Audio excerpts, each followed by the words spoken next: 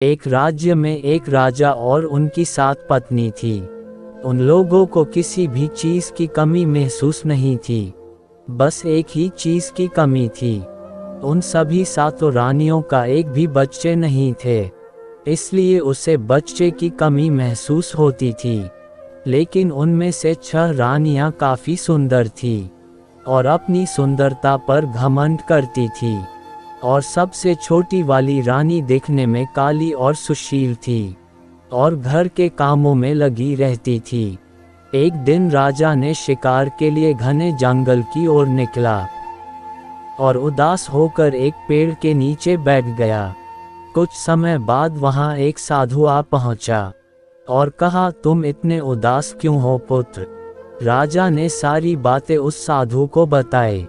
इतना सुनते ही उसने पेड़ से आम तोड़कर राजा के हाथ में देते हुए कहा, अपनी 7 पत्नी को आपस में बांट कर खा लो। राजा ने इतना सुनते ही घर आ पहुंचा और 6 रानियों के हाथों में दिया। 6 घमंडी रानियों ने आपस में बांट कर खा ली और छोटी रानी को इस बात का पता भी नहीं चला। कुछ देर बाद उसे आम का छिलका नीचे पड़ा मिला।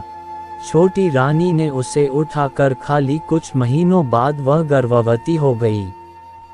कुछ दिनों बाद वह एक लड़का और एक लड़की को जन्म दी। ये देखकर 6 रानियां को जलन होने लगी और उनके बच्चों को उन लोगों ने छिपा दी। राजा जब शिकार करके वापस घर आया तो 6 रानियों ने बताई, इसने कोई बच्चे का जन्म नहीं दी है।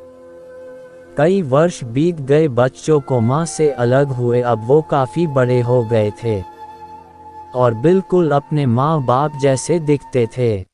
काफ़ी समय बीतता गया। एक दिन बच्चे ने खेलते हुए अपने माँ बाप के पास आ पहुँचा। वो बिल्कुल अपने माँ बाप के जैसा दिखते थे। ये देखकर 6 रानियां ने सारी सच्चाई राजा और रानी को बता दी। राजा ने उन दोनों बच्चों को गले से लगाकर उन्हें अपने पास रख लिया और 6 रानियों को घर से बाहर निकाल दिया गया। राजा और रानी खुशी खुशी रहने लगे। तो आपको इस कहानी से क्या सीख मिली? कमेंट बॉक्स में ज़रूर बताना।